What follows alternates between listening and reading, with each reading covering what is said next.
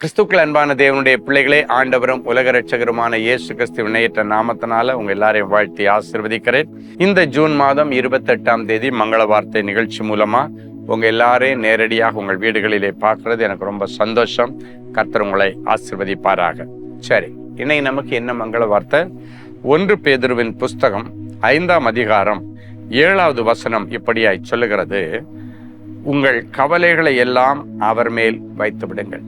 காலையிலே எழும்பி உட்கார்ந்து எனக்கு மனசே சரியில்லை, ரொம்ப கவலையா இருக்கிறேன், ரொம்ப பாரமா இருக்கிறேன், ஏதோ ஒன்று என் மனசை போட்டு அழுத்துது, என்னுடைய உடம்பை போட்டு புரட்டி எடுக்குது, என்னுடைய மைண்டை போட்டு குழப்பி எடுக்குது என்றெல்லாம் சொல்லி வேதனையோடு இருக்கிற தேவனுடைய பிள்ளைகளை இன்னைக்கு ஆண்டவர் சொல்றாரு, அவர் உங்களை விசாரிக்கிறவரானபடியினால், ஆண்டவர் உங்களை விசாரிக்கிறவரானபடியினால் உங்கள் கவலைகளை எல்லாம் அவர் மேல் வைத்து விடுங்கள்.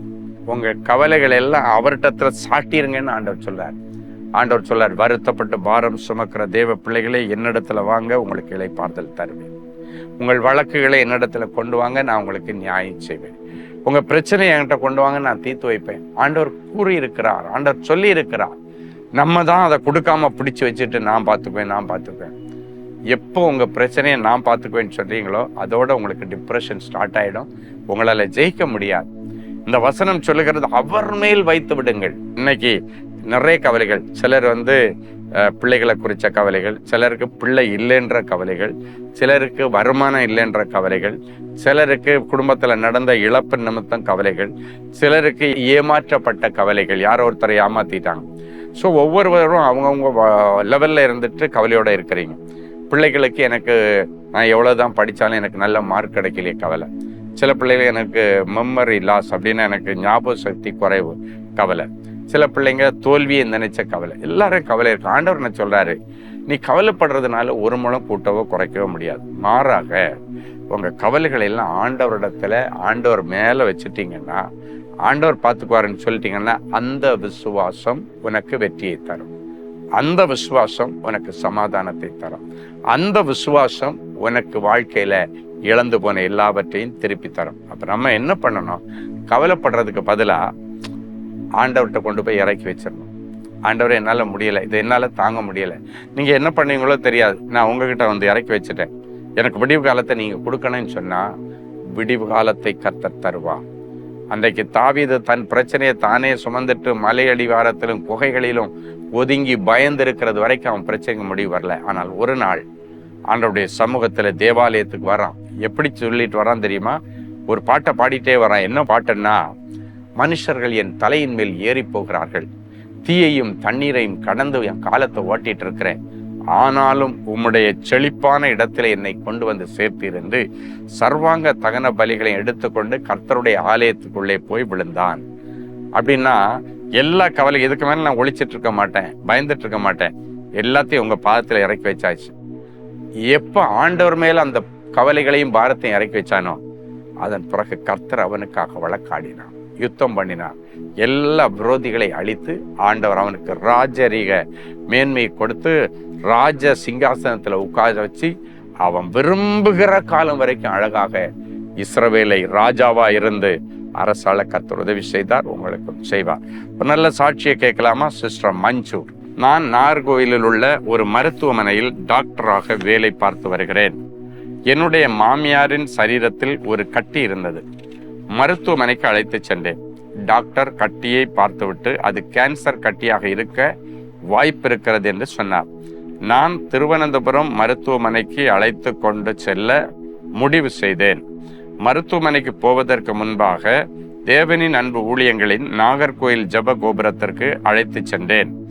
ஜப ஊழியர் என்னுடைய மாமியாருக்காக பாரப்பட்டு ஜபித்து, தைரியமாக செல்லுங்கள், ஆண்டவர் அற்புதம் செய்து விட்டார், அது கேன்சர் கட்டி இல்லை என்று சொல்லி அனுப்பி வைத்தார். அந்த ஜபத்திற்கு பிறகு மருத்துவமனைக்கு அழைத்து சென்றேன். மருத்துவர் பரிசோதனை செய்து பார்த்துவிட்டு அது கேன்சர் கட்டி இல்லை, சாதாரண கட்டி தான் என்று தெரிவித்தார். டாக்டர் மஞ்சுடைய மாமியாருக்கு அற்புதம் செய்த ஆண்டவர் இன்றைக்கு உங்களுக்கு அற்புதம் செய்வார்.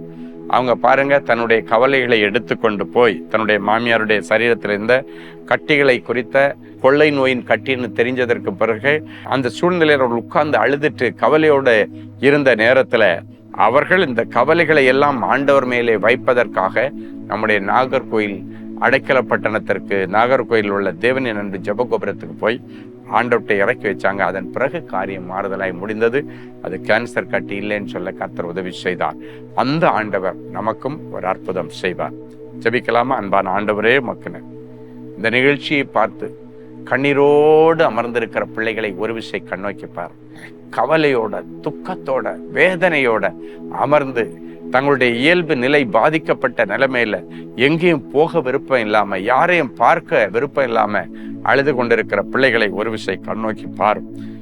இன்றைக்கு அவர்கள் எல்லாருடைய கவலைகளையும் ஆண்டவருடைய ஸ்தானாதிபதியாக அவர்களோடு இணைந்து உம்முடைய பாதப்படியில நாங்கள் இறக்கி வைக்கிறோம். இனி அந்த கவலைகள் என் பிள்ளைகளை துக்கப்படுத்தக்கூடாது. தீங்கு இவர்களை துக்கப்படுத்தக்கூடாது. கடன் இவர்களை துக்கப்படுத்தக்கூடாது. அவமானம் இவர்களை துக்கப்படுத்தக்கூடாது. அதற்கு விலக்கி யாபேசை காத்து கொண்ட ஆண்டவர் இவர்கள் ஒவ்வொருவரையும் காத்துக்கொள்ளும். அதன் பிறகு யாபேசை கனம் பெற்றவனாய் மாற்றின ஆண்டவர் இவர்கள் ஒவ்வொருவருக்கும் அப்படியே செய்யும். இவர்கள் எதனால உட்கார்ந்து கவலைப்பட்டிருக்கிறாங்களோ அந்த குறிப்பிட்ட சம்பவத்துல இன்றைக்கு ஒரு அற்புதத்தை செய்து அவர்கள் துக்கத்தை சந்தோஷமாகவும் அழுகி ஆனந்த களிப்பாகவும் மாற்றித்தாரும். பிறந்த நாள், திருமண நாளை நினைவு கூறுகிற பிள்ளைகளை ஒரு விஷயம் கண்ணோக்கி பாரும்.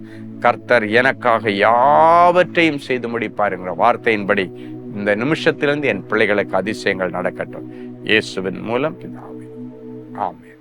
அன்பு தேவனுடைய பிள்ளைகளே, இந்நிகழ்ச்சியின் மூலம் நீங்கள் பெற்றுக்கொண்ட ஆசீர்வாதங்களையும் உங்கள் ஜெப விண்ணப்பங்களையும் அனுப்ப வேண்டிய முகவரி: தேவனின் அன்பு ஊழியங்கள், Vinayak avenue, OMR road, Okkiyam, Thoraipakkam, Chennai 600097. மேலும் 24 மணி நேர ஜெப உதவிக்கு 044-24547-999 மற்றும் 9941150999 என்ற எண்களுக்கு தொடர்பு கொள்ளுங்கள்.